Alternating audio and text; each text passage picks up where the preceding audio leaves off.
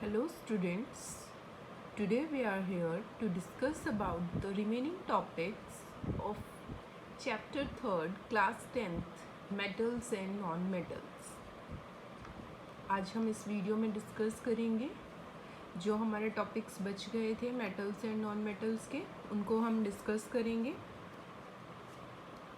So first topic is why do metals and non metal reacts, कि metals और non metal react क्यों करते हैं। We have seen above that, हमने ऊपर देखा था, जो हमने पहले पढ़ा था कि metals react with a number of reagents, that is they undergo a number of chemical reaction, कि मेटल जो है वो अलग अलग रिएजेंट्स के साथ मिलकर अलग अलग रिएक्शन बनाते हैं। तो इसलिए हम क्या बोल सकते हैं कि मेटल जो है वो बहुत सारी केमिकल रिएक्शन बनाते हैं। ठीक है, सिमिलरली केस नॉन मेटल का होता है। Non-metal also undergo a number of chemical reaction. As a result of these reaction, अगर reaction बनेंगी तो new compounds भी बनेंगे, molecules भी बनेंगे। ठीक है, The most common compounds are between metal atoms and non-metal atoms are, देखो कौन कौन से most common compounds हैं, कौन कौन से होते हैं कि metal atoms और non-metal atoms के बीच में। For example, NaCl, sodium chloride, magnesium chloride, calcium oxide, etc. और they may be between non-metal atoms, और वो non-metal atoms के बीच में भी हो सकते हैं, जैसे हाइड्रोक्लोरिक एसिड, वाटर, ये क्या है non-metals के बीच में। Next is chemical bond. Chemical bond क्या होता है? The force which holds a number of atoms together within the compound or the molecule is called a chemical bond। एक ऐसा फोर्स जो क्या करे, नंबर ऑफ एटम्स को इकट्ठा एक कंपाउंड या फिर एक मॉलिक्यूल के अंदर होल्ड करके रखे, वो क्या होता है? Chemical bond. Let us first study the behaviour of noble gases. अब हम नोबल गैसेस के बिहेवियर को स्टडी करते हैं फर्स्टली। जैसे नोबल गैसेस कौन सी होती हैं हमारी? Helium, neon, argon, krypton, xenon, radon, ये सब क्या है? Noble gases. We know that these elements do not combine with other elements और विद ईच अदर। हमें पता है कि ये एलिमेंट्स जो हैं वो दूसरे एलिमेंट्स के साथ कंबाइन नहीं करते हैं और ना ही एक दूसरे के साथ कंबाइन करते हैं, इसलिए हम इनको क्या बोलते हैं? These are chemically inert. That is why they are called noble gases और inert gases and exist as mono atomic gases. इसीलिए हम इनको नोबल गैसेस बोलते हैं, इनर्ट गैसेस बोलते हैं। और ये किसके उसमें एग्जिस्ट करती हैं? मोनो एटॉमिक गैसेस में, सिंगल उसमें, that is helium He, neon Ne। वैसे जो गैसेस होती है वो डाई एटॉमिक की उसमें होती है, जैसे हाइड्रोजन हो गई, ऑक्सीजन हो गई, H2O2, इस फॉर्म में एग्जिस्ट करती है। बट जो नोबल गैसेस है वो मोनो एटॉमिक फॉर्म में एग्जिस्ट करती है। Helium, neon, argon, krypton, xenon and radon. Electronic configuration of noble gases. First is helium. Helium का सिंबल है He, atomic number 2। Electronic configuration के लिए शेल होते हैं KLMNOP। अब 2 है तो K शेल में आएगा 2। Second is neon, that is Ne, atomic number 10। तो एटॉमिक नंबर 10 है तो उसका इलेक्ट्रॉनिक कॉन्फ़िगरेशन क्या होगी? 2 और 8। कैसे इलेक्ट्रॉन्स डिवाइड होते हैं शेल के अंदर? 2, 8, 18, 32, इस नंबर में वो एग्जिस्ट होते हैं। सिमिलरली आर्गन का 18 एटॉमिक नंबर होता है, 2, 8, 8। Krypton Kr 36, atomic number 2, 8, 18, 8। Xenon Xe 54, atomic number 2, 8, 18, 18, 8। Radon Rn 86, 2, 8, 18, 32, 18, 8। ठीक है, ये सब क्या थी? इसके इलेक्ट्रॉनिक कॉन्फ़िगरेशन। और जो ये लास्ट वाले हैं जैसे 2, 8, 8, 8, 8, 8, ये क्या है? इसके valential electrons. Next is in case of helium only, helium के केस में where there are 2 electrons present in the outermost shell, all other noble gases have 8 electrons present in the outermost shell. Helium के case को छोड़कर उसमें 2 electron present थे outermost shell में, valence shell में. बाकी सभी नोबल गैसेस में कितने इलेक्ट्रॉन्स थे? 8 इलेक्ट्रॉन्स प्रेजेंट थे आउटरमोस्ट शेल में. The presence of 2 electron in the outermost shell is called duplet. जिस आउटर मोस्ट शेल में 2 इलेक्ट्रॉन्स प्रेजेंट होंगे तो उसको हम बोलेंगे डुप्लेट. जिसके अंदर 8 इलेक्ट्रॉन प्रेजेंट होंगे उसको बोलेंगे octet. Thus, the cause of stability of noble gases is due to the presence of duplet of electrons in case of helium and presence of octet in case of other noble gases. Stability acquire करने के लिए noble gases किसकी वजह से stability होती है? जो डुप्लेट्स होते हैं, हीलियम के केस में डुप्लेट्स कंप्लीट करना होता है और अदर नोबल गैसेस के केस में ऑक्टेट कंप्लीट करना होता है उन्हें. देखो अब electronic configuration of some metals and non metals. कुछ मेटल्स और नॉन मेटल्स की है electronic configuration. Lithium atomic number 3 that is 2 1. Sodium Na 11 281. Magnesium Mg 12 282. Similarly, aluminium 13 283. Potassium 19 2881. Calcium 20 2882. Nitrogen 725. Oxygen 826. Fluorine 27. Phosphorus 15 285. Sulfur 16 286. Chlorine 17 287. ये last वाले हैं 1 1 2 3 1 2 5 6 7 5 6 7. ये सब क्या है? वैलेंस शेल इलेक्ट्रॉन्स हैं. नेक्स्ट देखते हैं क्या है. Thus, the cause of chemical combination is the tendency of atoms to complete their octet. That is to complete outermost shell में कितने इलेक्ट्रॉन्स होने चाहिए ऑक्टेट कंप्लीट करने के लिए? 8 इलेक्ट्रॉन्स. और डुप्लेट कंप्लीट करने के लिए 2 इलेक्ट्रॉन्स. जिसमें वैलेंस शेल में 1 इलेक्ट्रॉन था उसका डुप्लेट होगा, और जिसके में 5 6 7 ये थे तो उनका क्या होगा? ऑक्टेट कंप्लीट होगा इन सब का. ठीक है, तभी वो नोबल गैस कॉन्फ़िगरेशन एक्वायर कर पाएंगे. Next is how do atoms combines. That is modes of chemical combination. कि एटम्स कंबाइन कैसे होते हैं एक दूसरे से, उनका मोड क्या होता है केमिकल कम्बिनेशन का. देखते हैं क्या होता है. व्हेन एटम कंबाइंस, जब एटम कंबाइंस होते हैं, दे कंप्लीट देयर. जब कंबाइन होंगे, कब कंबाइन होंगे? जब वो अपने ऑक्टेट को कंप्लीट करेंगे या फिर डुप्लेट को कंप्लीट करेंगे. उसके देखो क्या क्या मेथड है. 2 मेथड है, उनमें से हम कोई भी यूज़ कर सकते हैं. First is by transference of electron from one atom to another atom. कि इलेक्ट्रॉन को ट्रांसफ़र कर दे एक एटम से दूसरे एटम में. दैट इज़ एक एटम लॉस करेगा इलेक्ट्रॉन और दूसरा गेन कर लेगा. तो बॉन्ड जो बनेगा उस बॉन्ड को हम क्या बोलेंगे? दोनों एटम्स के बीच में आयनिक बॉन्ड बोलेंगे या फिर इलेक्ट्रोवेलेंट बॉन्ड बोलेंगे. सेकेंड मेथड है by sharing of electrons between 2 atoms. 2 atoms के बीच में शेयरिंग हो जाए. दैट इज कंबाइनिंग एटम्स में contribute equal number of electrons which are taken common for both the atoms. कि म्यूचुअल शेयरिंग हो जाए. वो उसको दे दे, वो उसको दे दे. जितने उसको चाहिए वो उसको दे दे, फर्स्ट वाले को दे दे सेकंड वाला, और सेकंड वाले को जितने चाहिए उतने वो फर्स्ट वाला दे दे. म्यूचुअल शेयरिंग हो जाए. उस बॉन्ड को क्या बोलेंगे हम? Covalent bond. Next is electron dot representation या फिर लेवाइस सिंबल.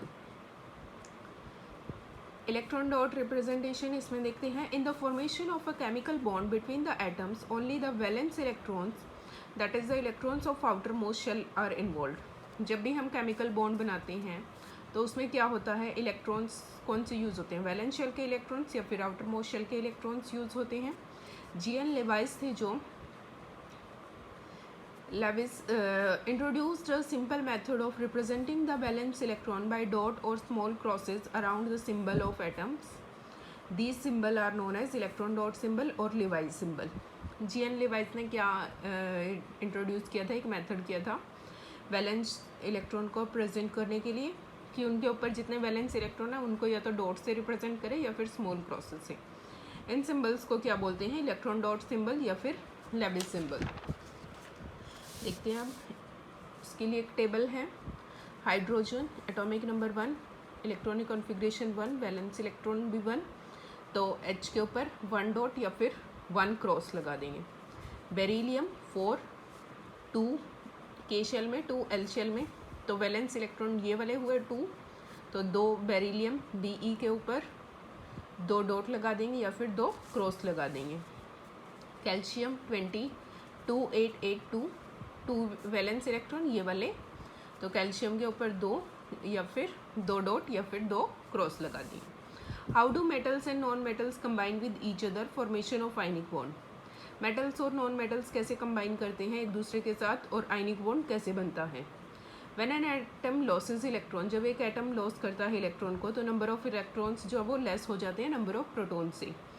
तो जो स्पीशीज़ बनती है उसका पॉजिटिव चार्ज होता है, या फिर उसको हम क्या बोलते हैं? पॉजिटिव आयन या फिर कैटायन। ऐसे ही दूसरी तरफ जब एक एटम गेन करता है इलेक्ट्रॉन्स को, तो नंबर ऑफ इलेक्ट्रॉन्स जो है वो ज़्यादा हो जाते हैं नंबर ऑफ प्रोटॉन से, तो जो स्पीशीज़ बनती है उसका नेगेटिव चार्ज होता है, इसलिए हम उसको क्या बोलते हैं? नेगेटिव आयन या फिर एनायन। ठीक है। Next is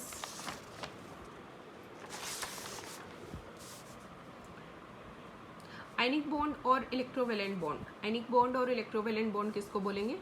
A chemical bond formed between two atoms by complete transference of electron from one atom to another so as to complete their octet or duplet and hence acquire the stable nearest noble gas configuration is called ionic bond or electrovalent bond। एक chemical bond बनता है दो atoms के बीच में, उनके complete transfer होता है इलेक्ट्रॉन्स का एक एटम से दूसरे एटम में, सो दैट वो अपना ऑक्टेट या फिर डुप्लेट कंप्लीट कर सकें और नियरेस्ट स्टेबल गैस कॉन्फ़िगरेशन तक पहुंच सके। ऐसे बॉन्ड को क्या बोलते हैं हम? आयनिक बॉन्ड या फिर electrovalent bond. Next is electrovalency. Electrovalency क्या होती है? The number of electrons lost और गेन बाय द एटम, कि एक एटम ने कितने इलेक्ट्रॉन्स लॉस किए हैं या फिर कितने गेन किए हैं, उसको हम क्या बोलते हैं? उसकी इलेक्ट्रोवेलेंसी है। और जो इन से कंपाउंड बनते हैं उनको हम बोलते हैं आयनिक कंपाउंड या फिर electrovalent compound. Formation of sodium chloride. Examples देखते हैं कि सोडियम क्लोराइड कैसे बनता है। सोडियम का एटॉमिक नंबर Na का 11, क्लोरीन का 17, इलेक्ट्रॉनिक कॉन्फ़िगरेशन लिखेंगे 281, इसकी 287। अब 11 है, 10 नोबल गैस कॉन्फ़िगरेशन होती है तो एक इलेक्ट्रॉन लॉस कर देगा। ठीक है। इसमें 17 7 है, एक इलेक्ट्रॉन गेन कर लेगा, 8 हो जाएगा, उसका ऑक्टेट कंप्लीट हो जाएगा। इसमें भी एक गेन कर लिया तो इसका ऑक्टेट कंप्लीट हो गया। ठीक है। तो दोनों की म्यूचुअल शेयरिंग से क्या बना? Na plus Cl। इसको एक की ज़रूरत थी, इसको भी एक की ज़रूरत थी, इसने इसको दे दिया, इसने इसको दे दिया, म्यूचुअल शेयर ट्रांसफरेंस हो गया। ठीक है। तो Na पॉजिटिव और एक क्रॉस वाला ये यहाँ पे आ गया Cl नेगेटिव। ठीक है। NaCl बन गया। ऐसे ही पोटाशियम क्लोराइड बन जाएगा, इलेक्ट्रॉनिक कॉन्फ़िगरेशन 2881। ऐसे ही सेम इसका 17, एक और 1 और 7 ये सिमिलरली केस हो जाएगा KCl। Next is lithium fluoride.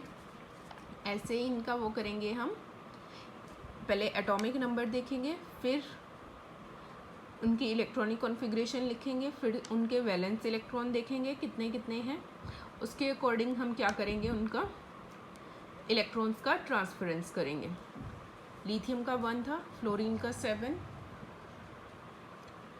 तो लिथियम फ्लोराइड बन गया। Atom formation of magnesium chloride. Magnesium chloride, magnesium का 12, क्लोरीन का 17, 282 287। मैग्नीशियम के 2 हैं, क्लोरीन के 7 हैं, तो एक इस क्लोरीन को मिल जाएगा, एक इस क्लोरीन को। Mg2 पॉजिटिव, Cl2 नेगेटिव या फिर MgCl2। Similarly magnesium oxide 2 electron है। ठीक है। इसके 6 हैं, एक दोनों मिल जाएंगे, इसको 8 हो जाएंगे। ठीक है। Mg2O2 negative, MgO। Sodium oxide, sodium का 11, ऑक्सीजन का 8, 281 26। अब ऑक्सीजन इसका 1 है, इसको 2 चाहिए, इसको भी 2 चाहिए, ये इसको दे देगा तो Na2 पॉजिटिव Na के 2 हो गए और ऑक्सीजन के 8 हो गए complete, Na2O। Next is properties of electrovalent और आयनिक कंपाउंड्स। प्रॉपर्टीज़ हैं इलेक्ट्रोवेलेंट कंपाउंड्स की या फिर आयनिक कंपाउंड्स की। अब इनकी प्रॉपर्टीज़ पढ़ते हैं। First is physical state. Physical state क्या होती है इनकी? Most of the ionic compounds are crystalline solids. Crystalline solids होते हैं।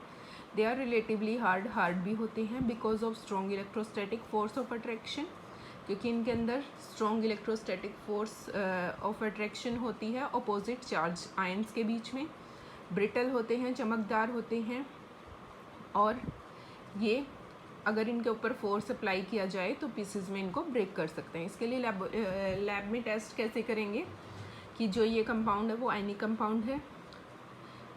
हम सैंपल्स लेंगे NaCl, sodium chloride, potassium chloride, barium chloride या फिर कोई भी और साल्ट ले लिया लेबोरेटरी से। हम देखेंगे कि ये सारे के सारे सॉलिड्स होते हैं, चमक होती है इनके अंदर, और या फिर हम फोर्स लगा के या फिर हैमर से हम इनको ब्रेक करके देखें तो ये ब्रेक भी हो जाते हैं। Next is solubility. They are soluble in water. Water के अंदर सोल्यूबल हो जाते हैं, लेकिन ऑर्गेनिक सॉल्वेंट जैसे बेंजीन, एल्कोहल, ईथर, क्लोरोफॉर्म इनके अंदर ये सोल्यूबल नहीं होते, इनसोल्यूबल होते हैं। लैब में टेस्ट कैसे करेंगे? जो हमने ऊपर सैंपल लिए थे NaCl, KCl, BaCl2, ये सारे सैंपल्स लेंगे 1 by 1 वाटर के साथ, अल्कोहल, पेट्रोल, केरोसिन ऑयल, 4 अलग अलग टेस्ट ट्यूब में लेंगे। हम देखेंगे कि ये केवल वाटर के अंदर सोल्यूबल होंगे, डिज़ोल्व हो जाएंगे अच्छे से, और अदर सॉल्वेंट के अंदर नहीं होंगे। Third is melting point and boiling point. They have high melting and boiling point. This is because in the ionic compounds इनका मेल्टिंग पॉइंट और बॉइलिंग पॉइंट क्या होता है? हाई होता है। ये किसकी वजह से होता है? क्योंकि आयनिक कंपाउंड के अंदर अपोजिटली चार्ज्ड आयंस जो होते हैं वो strong electrostatic force of attraction की वजह से होते हैं, तो इसलिए वो ज़्यादा हीट एनर्जी उन्हें चाहिए होती है उनकी अट्रैक्शन को कट करने के लिए, उनको आयंस में तोड़ने के लिए। लैब में टेस्ट कैसे करेंगे? जो हमने ऊपर सॉल्ट्स लिए थे उनको हम एक ड्राई पायरेक्स या फिर कॉर्निंग ग्लास टेस्ट ट्यूब में लेंगे। ये क्या होती है? पायरेक्स एक बोरोसिलिकेट ग्लास होता है जिसको हम हीट रेजिस्टेंट के लिए यूज़ करते हैं, कुकिंग के अंदर भी और केमिस्ट्री के अंदर भी। उसको क्या करेंगे? Hold in a test tube holder. Test tube holder में होल्ड करेंगे, पकड़ेंगे उसको, heat it in the Bunsen burner के ऊपर उसको फिर हम हीट करेंगे, ऑब्जर्व करेंगे कि वो कितना डिफ़िकल्ट होता है मेल्ट होना उसका। Next is colour in the flame. Flame के अंदर कलर, फ्लेम के उस पर अगर हम उसको फ्लेम दें तो कलर कैसे शो करता है? Most of the salts when brought into the flame impart characteristics colour to the flame. बहुत सारे सॉल्ट जो होते हैं जब उनको फ्लेम के पास लेके जाते हैं तो वो अलग अलग कलर शो करते हैं। लैब में टेस्ट कैसे करेंगे? सॉलिड सोडियम क्लोराइड लेंगे, एक मेटल की स्पैचुला लेंगे, उसके ऊपर सोडियम क्लोराइड डाला हमने सॉलिड, उसको हमने ब्लू फ्लेम के पास बंसन बर्नर के पास ले गए तो देखेंगे कि वो क्या करेगा? गोल्डन येलो कलर शो करेगा। सिमिलरली जो पोटाशियम के साल्ट्स होंगे फ्लेम के पास ले जाने पर वो वायलेट कलर शो करेंगे। बेरियम साल्ट्स जो होंगे वो ग्रीन कलर शो करेंगे फ्लेम के पास ले जाने पर। इसलिए हम बोल सकते हैं कि जो आयनिक कंपाउंड्स हैं जब उनको हम फ्लेम के पास लेके जाते हैं तो वो अलग अलग कलर्स शो करते हैं। Next is electrical conductivity. Electrical conductivity कैसे होती है इनके अंदर?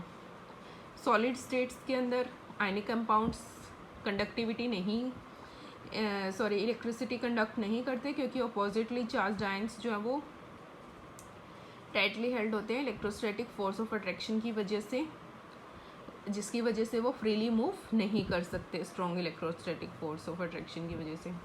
जब हम इनको वाटर के अंदर डिज़ोल्व करते हैं तो आयनिक कंपाउंड्स जो है वो डिसोशिएट हो जाते हैं to produce free ions in the solution.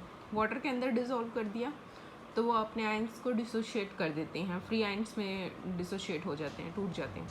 Similarly जब हम मेल्ट कर देते हैं तो ionic compound split to produce free ions in the melting में भी फ्री आयंस में टूट जाते हैं वो। इसके लिए लैब टेस्ट करेंगे हम।